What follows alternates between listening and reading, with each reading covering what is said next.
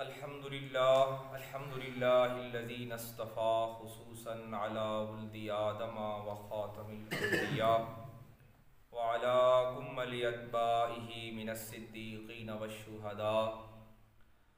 أما بعد فأعوذ بالله من الشيطان الرجيم.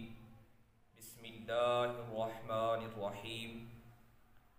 وبشر الذين آمنوا وعملوا الصالحات أن لهم جنات تجري من تحتها الأنهار كلما رزقوا منها من ثمرة رزقا قالوا هذا الذي رزقنا من قبل وأتوا به متشابها ولهم فيها أزواج مطهرة وهم فيها خالدون.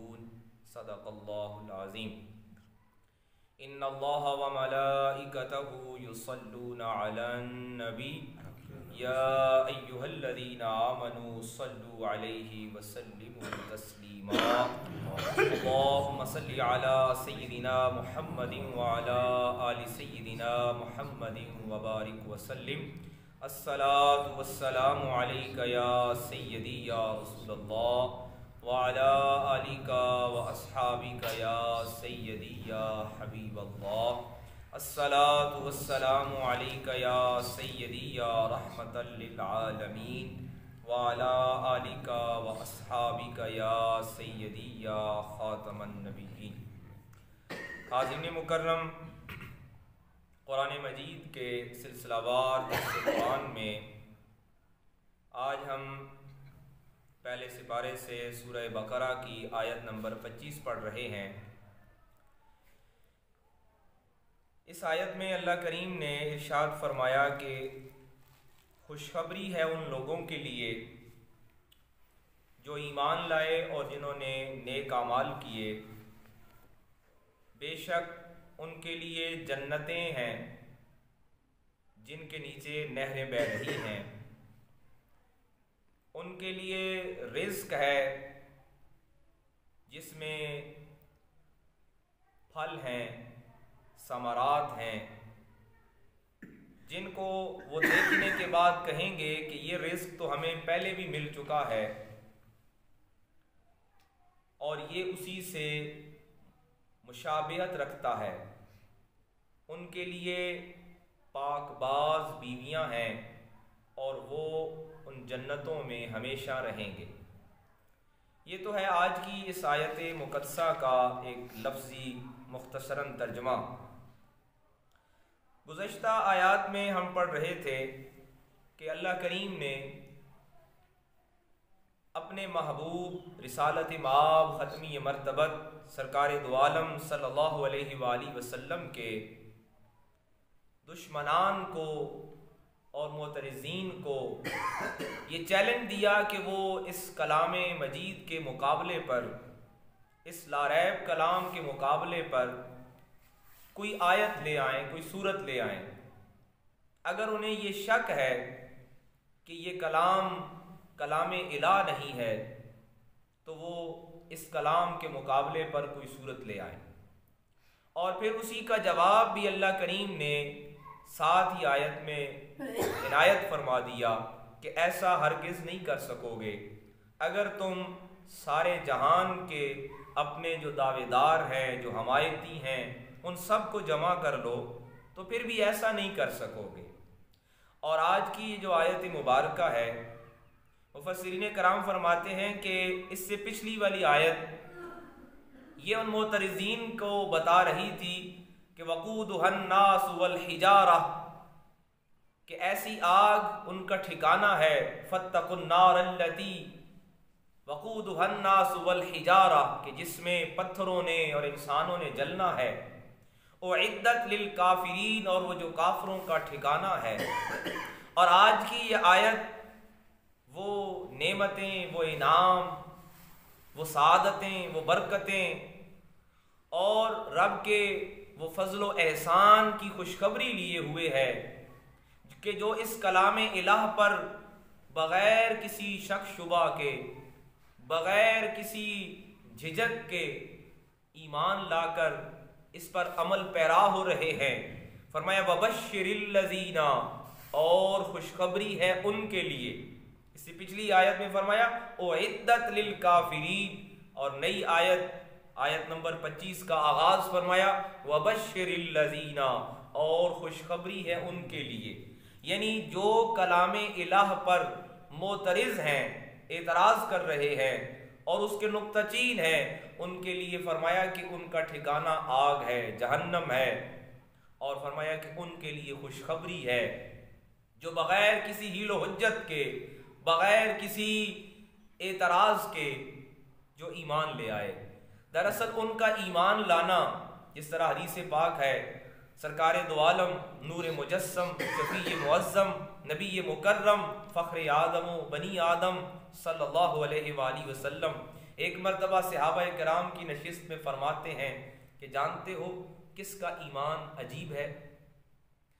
صحابہ کرام عرض کرتے ہیں یا رسول اللہ صلی اللہ علیہ وآلہ وسلم، انبیاء کا ایمان عجیب ہے.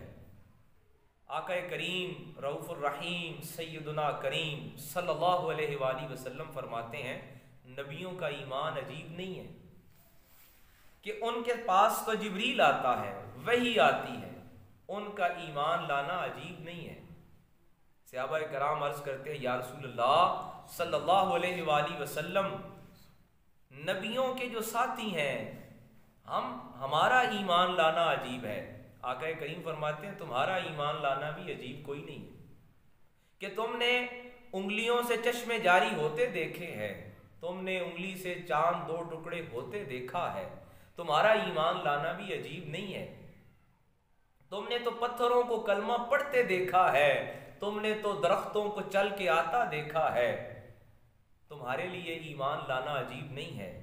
اب یہ آقا کریم کے ان جان نثاروں کا طریقہ ہے کہ وہ جب آقا کریم رؤوف الرحیم صلی اللہ علیہ وآلہ وسلم کی مجلس میں کسی سوال پر لاجواب ہوتے ہیں تو وہ کہتے ہیں یا رسول اللہ صلی اللہ علیہ وآلہ وسلم، اللہ اور اس کا رسول بہتر جانتے ہیں، واللہ اعلم ورسولہ، اللہ اور اس کا رسول بہتر جانتے ہیں.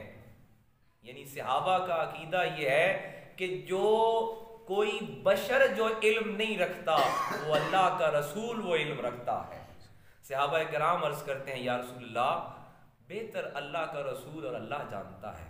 آقا کریم فرماتے ہیں ان کا ایمان کی قسموں میں سے عجیب ایمان ہے جنہوں نے وحی اترتے نہیں دیکھی اور جنہوں نے ان کو بھی نہیں دیکھا جنہوں نے وحی اترتی دیکھی، یعنی جو صحابہ کو بھی نہیں ملے اور جو ان سے بھی نہیں ملے جنہوں نے صحابہ کو دیکھا، یعنی تبع تابعین.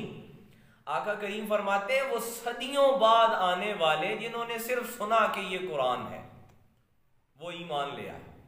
مفسرین کرام حضرت صاحب تفسیر کبیر امام فخر الدین رازی فرماتے ہیں کہ اللہ کریم نے قرآن پر بغیر کسی حیل و حجت کے ایمان لانے والوں کے لیے فرمایا وَبَشِّرِ الَّذِينَ آمَنُوا وَعَمِلُوا الصَّالِحَاتِ، کہ وہ خوشخبری سنیں، وہ خوش ہو جائیں، ان کے لیے خوشخبری ہے آمنوا وعملوا الصالحات، جو ایمان لے آئے.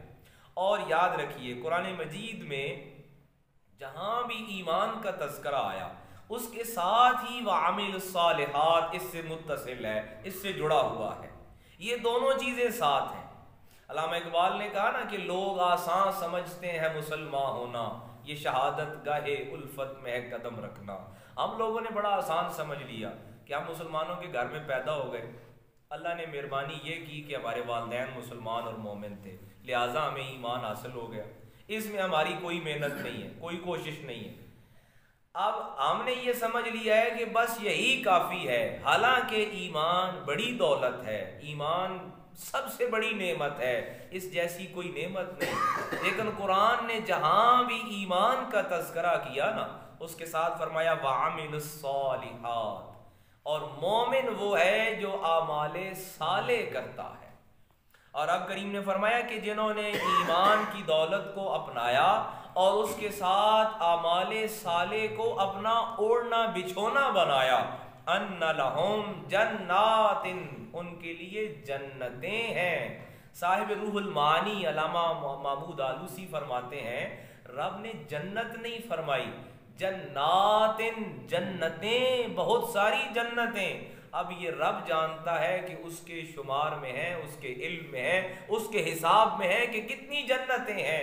جنت النعیم، جنت الفردوس، جنت الاعلیٰ، جنت الماوا، مقام علیین، یہ رب جانتا ہے کہ کتنی جنتیں ہیں۔ فرمایا ان کے لیے جنتیں ہیں۔ اب اس پہ جو صاحب تفسیر کبیر امام فخر الدین رازی نے تشریح کی نا، وہ فرماتے ہیں کہ ہر ایک کے عمل کے حساب سے جنت ہے۔ کسی کے لیے جنت الفردوس، کسی کے لیے جنت الماوا، کسی کے لیے جنت الاعلیٰ، اور خدا جانے کتنی نعمتیں ہیں، کتنی جنتیں ہیں۔ اور فرماتے ہیں کہ جنت عربی میں کہتے ہیں باغ کو، باغیچے کو، جس میں سبزہ ہو، پودے بھی ہوں، گھاس بھی ہو، اس کو جنت کہتے ہیں۔ تجری من تحتها الانہار، اور اس کی خوبصورتی کا یہ عالم ہے، اس کے سرسبزے کا یہ عالم ہے کہ اس کے ساتھ ساتھ نہریں بہتی ہیں، دور بھی نہیں ہے۔ تجری کہتے ہیں کہ پودوں کے ساتھ جو پانی بہ رہا ہے، تجری من تحتها الانہار، اور انہار بھی نہر کی جمع، ایک نہر نہیں، انہار۔ اب اس کی قرآن مجید نے ہی کہیں کہا کہ شرابن طہورا، کہیں کہا کہ اس میں پانی ہے، کہیں کہا کہ اس میں دودھ ہے، کہیں کہا کہ شرابن طہورا۔ اب یہ رب جانتا ہے کہ وہ نہریں بھی کیسی ہیں، ان کی تعداد کتنی ہے، ان کی مقدار کتنی ہے۔ فرمایا کلما رزقوا منہا من ثمرۃ رزقا، اور اس میں ایسا رزق ہے، ایسا رزق ہے جس کی دنیا کی عقل سے، اس علم سے کسی طرح پرکھ ہی نہیں ہو سکتی، جانچ ہی نہیں کی جا سکتی، کوئی ایسا پیرامیٹر ہی نہیں ہے، کوئی پیمانہ ہی نہیں ہے۔ فرمایا ایسا رزق دیا جائے گا، منہا من ثمرۃ رزقا قالوا ھذا الذی رزقنا، کہ وہ کہیں گے رزقنا، یہ تو ہم پہلے کھا چکے، من قبل، اس سے پہلے، وَأُتُوا بِهِ مُتَشَابِهًا، وہ اس سے ملتا جلتا ہے، وہ نہیں ہے۔ یعنی ہر مرتبہ جو رزق آئے گا وہ ایک نئے ذائقے کا، ایک نئی لذت کا، ایک نئے ٹیسٹ کا۔ اور فرمایا کہ صرف یہی نہیں، وَلَهُمْ فِيهَا أَزْوَاجٌ مُطَهَّرَةٌ، اور ان میں ان کے لیے پاکیزہ ازواج ہیں، بیویاں ہیں، وَهُمْ فِيهَا خَالِدُونَ، اور وہ اس میں ہمیشہ رہنے والے ہیں۔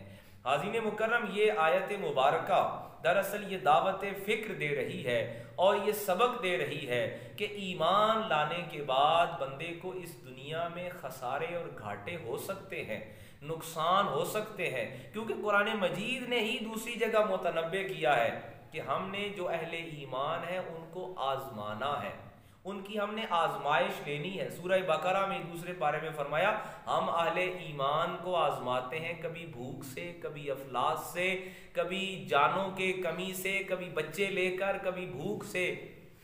اس سے پتہ چلا کہ رب بتا رہا ہے کہ یہ دنیا کی بھوک افلاس تمہیں کہیں دوسری طرف مایوسی کی طرف نہ لے جائے۔ یاد رکھو اصل جو انعام ہے وہ رب نے تیار کر رکھا ہے اور وہ اہل ایمان کے لیے منتظر ہے۔ لہٰذا اس دنیا کی تنگی سے، مالوں کی کمی سے، تنگ دستی اور فاقہ کشی سے گھبرا مت جانا، یہ اہل ایمان کی آزمائش ہے۔ اور قرآن مجید میں رب نے فرمایا کہ ہم سچوں کی آزمائش لیتے ہیں، جھوٹوں کی یہ تو آزمائش ہونی ہی نہیں ہے، اور رب نے ان کے لیے چھوٹ دے رکھی ہے، ان کے لیے ڈھیل دے رکھی ہے۔ صحابہ کرام آیت کے پہلے مصداق ہے نا۔ اب اگر ان کی زندگیوں کو دیکھا جائے، ہم فوراً واویلا مچا دیتے ہیں کہ کوئی تھوڑی سی تنگی ہوئی صحت کے حوالے سے، پیسے کے حوالے سے، کسی حوالے سے، تو صحابہ کرام پہلے مصداق ہیں، اور ان کی زندگیاں ہمارے سامنے مشعل راہ ہیں کہ صحابہ کرام جب حضرت عمر فاروق رضی اللہ عنہ تعالیٰ عنہ کا زمانہ آیا تو مدینہ میں کوئی مستحق زکوٰۃ نہیں تھا، تو چند صحابہ کرام مسجد نبوی شریف میں بیٹھ کر رو رہے تھے۔ لوگوں نے پوچھا کہ رو کیوں رہے ہیں، جو کم عمر تھے؟